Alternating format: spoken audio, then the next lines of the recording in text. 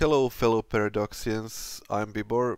You maybe know from my channel, I don't know, it doesn't really matter. Here, I made this video specifically because of the latest changes in the 1.5 patch concerning diplomacy. I don't mind them too much, but I think this is a perfect opportunity to suggest a few changes for the current mechanics that I'm not happy with, and I think that these changes I'm going to propose are easy to implement without tampering with the mechanics of the game too much. All the buttons and stuff would basically everything would stay the same but be slightly different. The three things I'm most unhappy with on how they work are royal marriages, rivalries, and just a second, how is it called? I always say pledge to protect because that's the name of it in C5, but what? The proclaiming guarantees, that's right. So royal marriages, rivalries, and proclaiming a guarantee. I'm sorry, I have over 2000 hours in C5, so pledge to protect, whatever. So royal marriages. I don't think they are quite important enough. I mean, for example, I'm here playing as Mughals and my king is a Timurid, and the Ottomans are also a Timurid dynasty. Now, what happens, for example, if the Ottomans are beaten down heavily by some Sunni forces and they are low on manpower, and some revolution comes around and they change their government type to, I don't know, republic, or if the Timurid dies and they install some random other guy from another house of nobles. So in history this wasn't just such an easy thing to do. I propose to create a new casus belli, which would say restoration of dynasty. It wouldn't be a restoration of union, so you wouldn't get a union over somebody, but you would restore your dynasty, which would mean that if you win the war, another noble from your house succeeds to the throne. So this would give a little bit more life to royal marriages, because currently royal marriages are just being used as a relation boost, and sometimes they are shunned because they introduce a stability hit if you attack that country.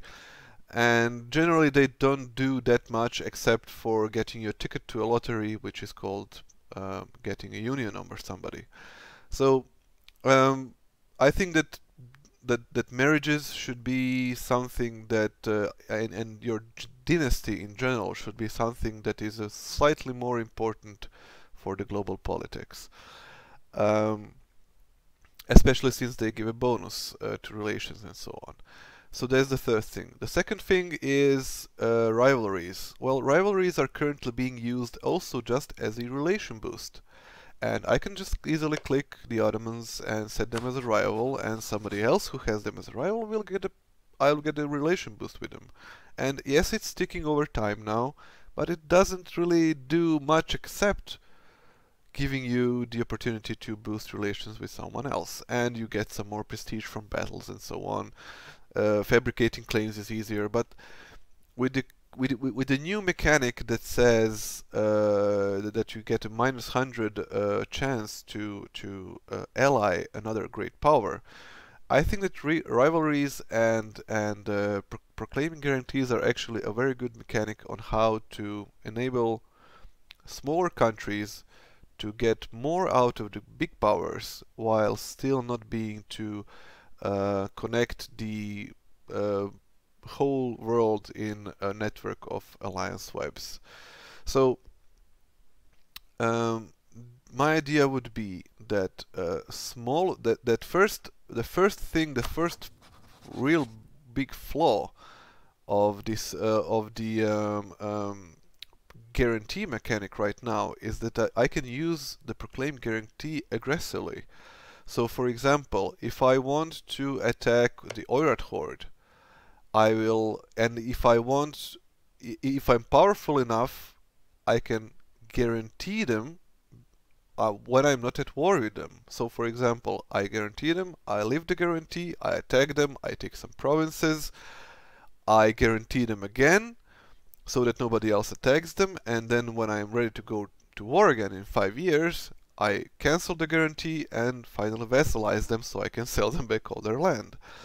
So that way I am using the guarantee offensively to preserve the integrity of a country I want to absorb. While this is fun, it's not really that much fun, and it's breaking, I think it's breaking the rules. So what I think that should be is that the guarantee should be an option, a choice for the target for the target nation. It should be a clickable one like this one, like the protectorate. So I think that the Oirat Horde, for example, should be able to decline my guarantee so that it cannot be exploited in this way. And this would also work perfectly in combination with the limiting factor of having one great power as an ally. For example, a small power could ask a large power to protect them. So, for example, if I'm Brandenburg or Saxony and I'm small and my ally is France or Denmark, why I couldn't be asking Austria to protect me? So it's not an alliance. They will come to war only if I'm being attacked. But so it wouldn't fall under the one great power ally limit, but it would enable me to feel a bit safer, and Austria would have to accept this. So that's another thing. I don't think that proclaiming a guarantee should take up a relation slot. It should be free. So what would happen is, for example, a small country in the HRE would be able to ally somebody who is big, like Austria, but they could be also being guaranteed or protected by Bohemia. But Bohemia could decline. And the same would be true in the other way. So if Bohemia wanted to proclaim guarantee on Saxony, Saxony could decline. So I think that this change to rivalries and I didn't still cover rivalries, I think. So the change to proclaiming guarantee would actually enable smaller countries to survive if they have only one big ally.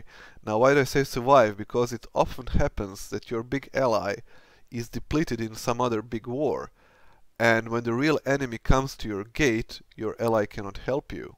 So this is the main reason why people, well, except using offensively, but this is the main reason why people allied, if they are small, why they allied a few big countries. So for example, if I'm allied with France and Castile, maybe France lost the war to Austria. I know it's hard to believe, but yeah. But Castile can help me then if France is weak. So yeah, and the rivalry mechanic. What I don't like about it is that it also is a flat relation bonus or penalty. And I think it would be much more interesting if the mechanic worked like a ticking war score.